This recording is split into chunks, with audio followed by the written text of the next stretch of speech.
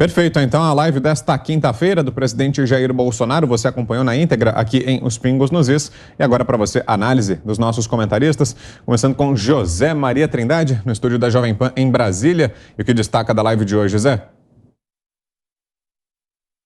Salve, pois é, vamos lá. Olha, o presidente Jair Bolsonaro mantém esta conversa direta, né, com o povo em geral, né, com as pessoas, falando de curiosidades e ações dele, mesmo em condições ali apertadas, né? Ele está com o horário contado e mesmo assim mantém esse compromisso e isso é muito importante. Primeiro ele começa a falar da inflação. Olha, existem leis que não são escritas e que valem. Por exemplo, a gravidade. Ninguém pode desobedecer à lei da gravidade. Na economia, existe a lei de oferta e de procura. Se um produto está raro, o preço dele tem que subir. E é isso que quis dizer o presidente. Fechou tudo, parou de fabricar, o preço subiu, porque existem poucos produtos no mercado. Aqui no Brasil, por mais que os estados fechassem, os municípios, o campo não fechou. Isso é real. É por isso que a inflação na alimentação não é tão alta como em outros produtos, né? Agora, veja bem, a dificuldade está faltando insumos agrícolas e os preços aumentaram muito, além da alta do dólar, né?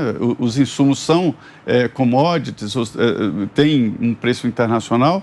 Além desse preço internacional subir, está faltando. A ministra Tereza Cristina tem dificuldades de comprar o NPK, o nitrogênio, fósforo e potássio, e outros adubos e defensivos agrícolas para a produção. Então, é claro que vai subir. Houve falta de mercadoria, aí vem o que eu disse no início, sobre a lei da oferta e da procura. Está escasso, o preço vai aumentar. Ainda bem que não houve uma parada geral no campo. Já pensou se houvesse isso? O preço que estaria hoje a nossa alimentação, né? Sobre a governança, é muito importante dizer que o Brasil passou um tempo de trevas em se tratando de governança. Governança vamos dizer, honestidade no tratamento, não só contra a corrupção, mas fazer uma boa gestão. Nem sempre só não roubar é uma boa gestão, né?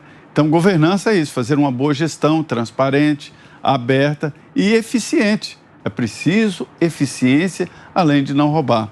E aí colocaria várias empresas, né, nessa área de boa governança, inclusive Caixa Econômica Federal. O resultado é muito bom, tanto o resultado prático, ou seja, de lucro da Caixa, como também o nível de financiamento e de atendimento dos clientes. Eu acho o seguinte, não é porque é estatal que tem que atender mal, tem que ter fila e tem que não funcionar. Muito pelo contrário, a governança vai exatamente nesse sentido. Não é só não roubar, mas também tem que fazer um trabalho bem feito e a Caixa tem feito isso. Sobre o pagamento dos precatórios, o presidente explicou ali, é porque tem muita gente dizendo que há um calote, que os velhinhos não vão receber, que as professorinhas vão ficar sem receber e que vai roubar as pessoas. Não é isso.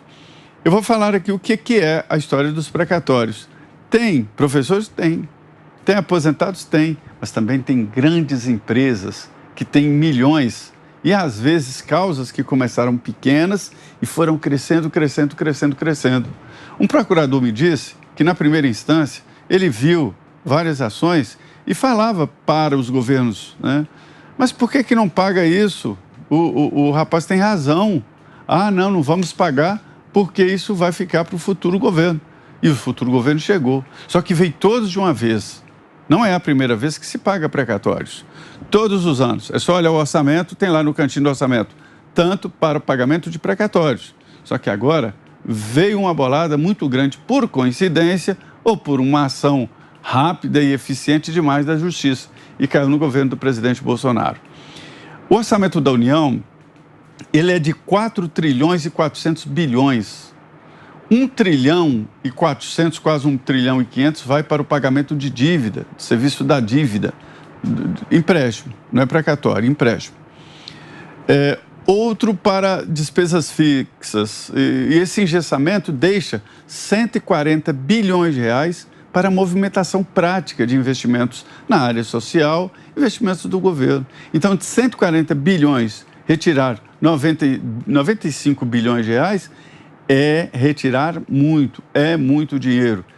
Mas pensa que vai dar causa? Não, vai ficar 40 bilhões para pagar precatórios. Não pode ser tudo de uma vez. Não é assim. Isso, precatórios de 20 anos atrás. Tá certo? Tá certo. Tem que sobrar dinheiro para investimento social. Nem é gasto, é investimento social. E é o caso, é o que está acontecendo. O programa Auxílio Brasil. Sobre a privatização da Caixa Econômica, eu acho que o presidente Jair Bolsonaro já respondeu mais de uma vez. A Caixa é um banco diferenciado, social. São dois bancos ali no mercado públicos, né? O Banco do Brasil e Caixa. Tem o BNDES também, mas é um banco que não opera no varejo, né? Então, a história é a seguinte, o presidente não vai privatizar a Petrobras.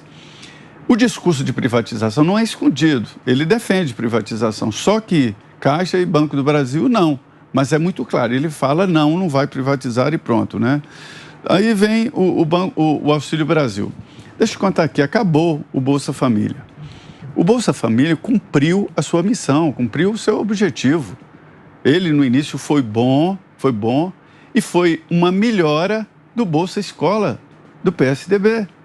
Então, agora, dá sinais de que está ultrapassado. E aí vem o governo atual e lança o Auxílio Brasil num piso, aliás, de R$400. Eu considero, não foi o governo que falou, ninguém do governo não, eu que estou dizendo. Isto é um programa de renda mínima, semelhante ao que defende o senador Eduardo Suplicy eternamente. Ele admite discutir valores. Começar com R$400 é um bom caminho, ou seja, ninguém no Brasil vai receber menos do que R$400. É um renda mínima, né? Esse Auxílio Brasil. E já está preparado, todos vão exatamente receber, ou quem recebe o Bolsa Família não vai perder nada, haverá uma equalização, né? E assim por diante. É um momento próprio, pós-pandemia, economia em recessão no mundo inteiro, e o Brasil não pode ser diferente. Então, o Bolsa Família vem sim num bom momento. Este, para mim, é o resumo aí dessa fala do presidente Jair Bolsonaro. Bom, e você que está aqui nos acompanhando, participe também, comente a live do presidente Jair Bolsonaro, dê a sua opinião sobre os vários temas que estamos trazendo aqui em Os Pingos nos Is. O caminho é o nosso WhatsApp. Grave um vídeo, envie por lá. O número é o 11 931 17 0620. Análise agora da Cristina Grêmio. Você, Cris? Boa noite, né? Ainda não nos falamos, né? Deixa eu dar uma boa noite. Tudo bem, Cris? Bem-vinda. Tudo bem, obrigada, bem-vindo. Estou feliz de estar aqui de volta. Fiuza, boa noite, Ana Paula, Zé Maria.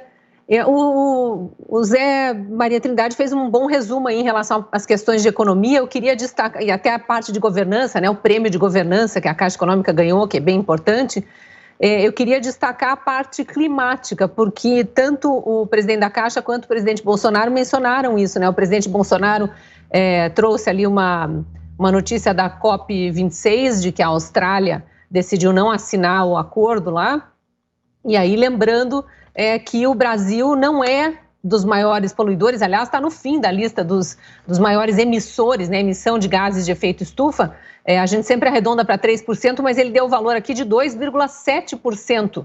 As emissões de gases do efeito estufa feitas pelo Brasil, sendo que a gente sabe que Estados Unidos é 15%, China é 30%, então só esses dois países juntos já são responsáveis por quase metade das emissões, e esses números realmente precisam estar na cabeça de todo brasileiro para a gente poder rebater essa argumentação negativa que fazem do Brasil, essas narrativas plantadas, infelizmente, por brasileiros no exterior e que estrangeiros ficam divulgando e compartilhando eternamente. Então fica parecendo que nós somos os vilões do mundo e não somos. Temos problema, mas nessa questão das mudanças climáticas, para usar o termo que eles usam agora, o Brasil não é o vilão, não é mesmo. E aí o presidente da Caixa vem com a notícia do financiamento para 1,5 milhão de famílias instalarem energia solar em casa, com 6 meses de carência, que é uma boa carência. e já prevendo que a redução estimada na conta de luz, na conta de energia, será de 95%. Então, eu acho que é um estímulo e tanto para que mais famílias entrem nisso, e a gente sabe que tudo isso tem a ver com o meio ambiente, energias renováveis, né? O Brasil já tem energia elétrica quase toda à base de hidrelétricas, mas a gente pode explorar muito mais a energia solar, a energia eólica. Somos um país imenso, muito ensolarado, com muito vento, uma costa muito grande, então é importante que isso seja mostrado também nas reuniões climáticas e seja dito e seja contado pelos brasileiros no exterior para saberem que a gente tem sim, ao longo das décadas aí, investido em várias fontes de energia renováveis. Existe uma preocupação ambiental, existe a preservação das florestas. Mais para frente, já respondendo pergunta da Ana, o presidente da Caixa, Pedro Guimarães, falou em 10 milhões de árvores plantadas, né, com financiamento ali, patrocínio da Caixa, e o presidente relembra de novo que o Brasil é responsável, tem 2 terços de matas preservadas, é um percentual que país nenhum do mundo tem. Então, realmente, nós não somos o patinho feio. Eu gosto da frase que o presidente falou naquele vídeo lá que foi enviado para a COP26, que o Brasil não é parte do problema, e sim parte da solução. Nós temos problemas, mas nós não somos parte desse grande problema mundial, não nesse contexto, não nessa dimensão, né?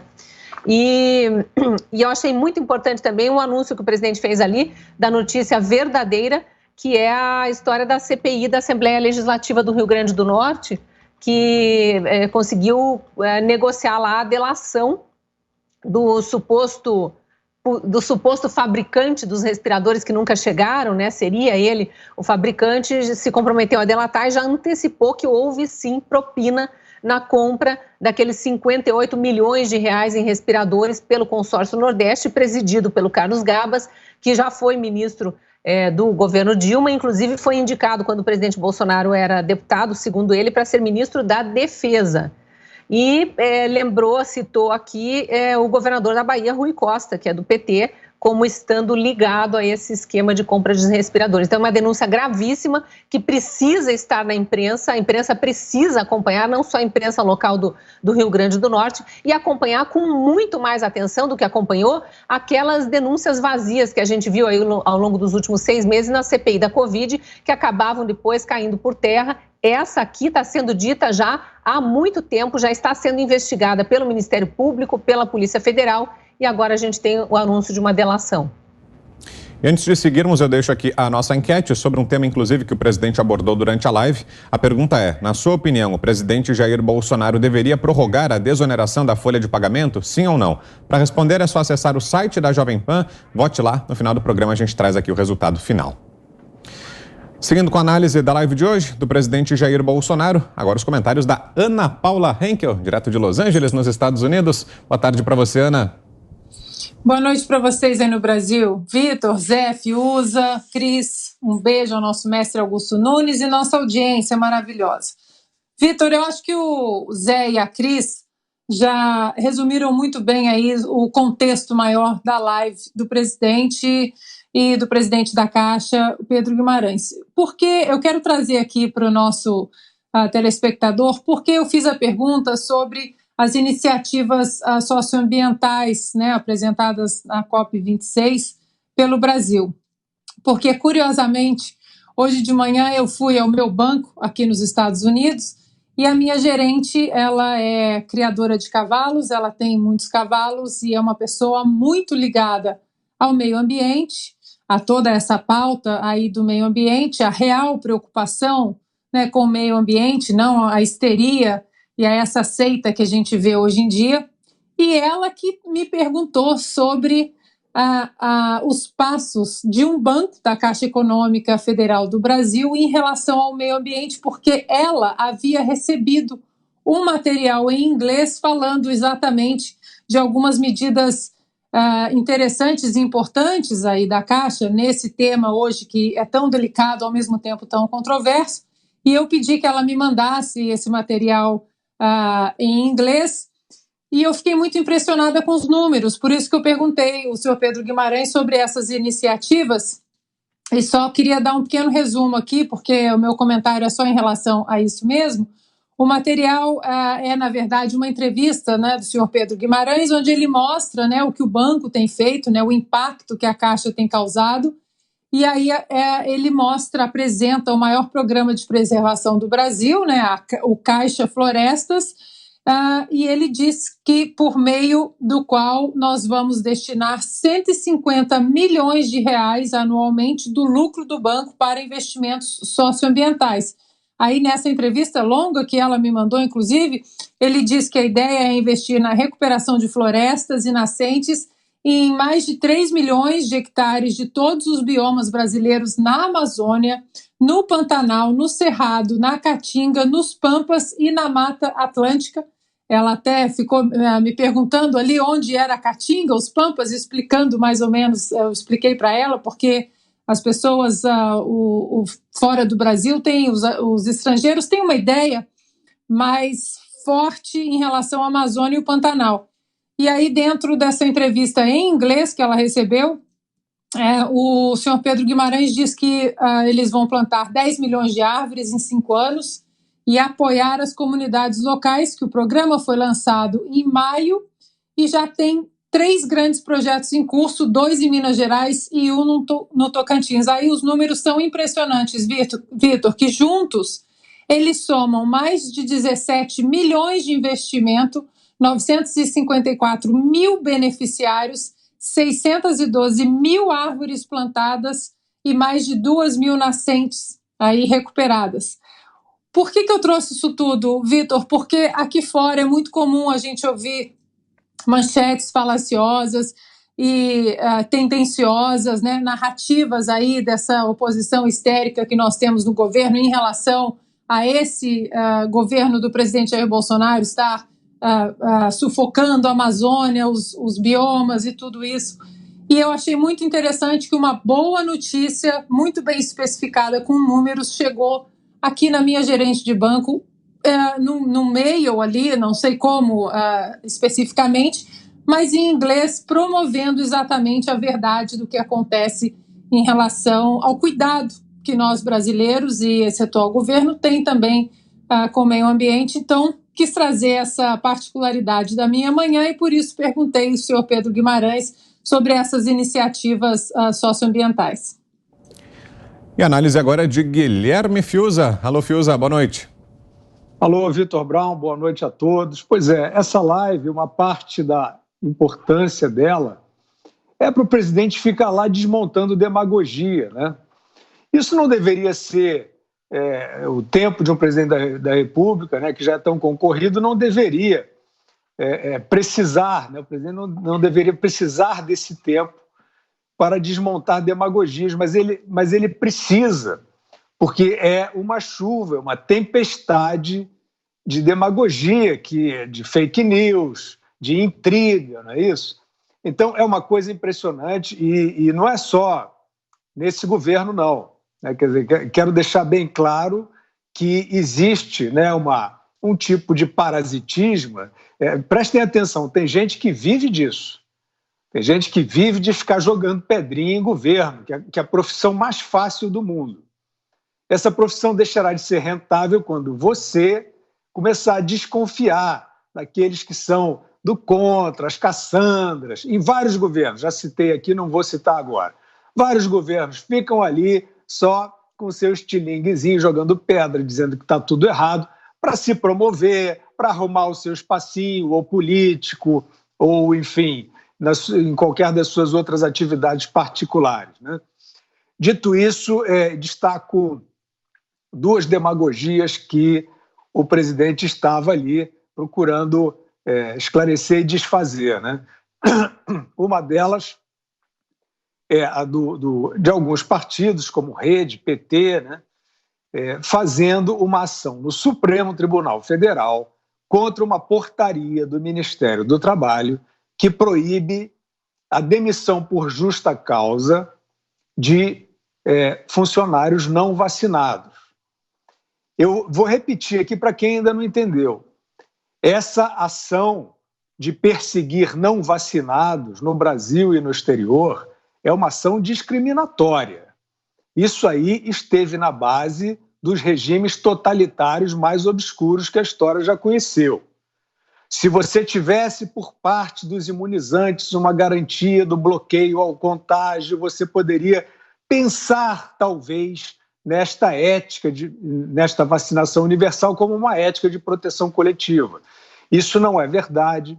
Estes demagogos estão desprezando a imunidade natural. A essa altura, muitos desenvolveram. Isso não serve para eles. O que serve é uma vacina que não tem a eficácia total para evitar o contágio. O ministro do Trabalho responsavelmente editou uma portaria evitando esse absurdo, né, de perseguição de trabalhadores, e vai lá o Partido dos Trabalhadores e vai ao Supremo para tentar garantir a demissão de trabalhadores. Foi uma das demagogias que o presidente citou. Tem algumas outras, tem a dos precatórios também. Acho que os colegas já fizeram um bom panorama. Dos precatórios é isso, é dizer que este governo é insensível e não quer que as dívidas sejam pagas a profissionais liberais, a professores. E o presidente apontou, como nós já sabemos, já apontamos aqui diversas vezes, que isso é uma outra demagogia, porque tem precatório até de meio século que o Supremo Tribunal Federal, por um acidente da natureza, resolveu concentrar e mandar este governo pagar às vésperas aí da próxima eleição presidencial.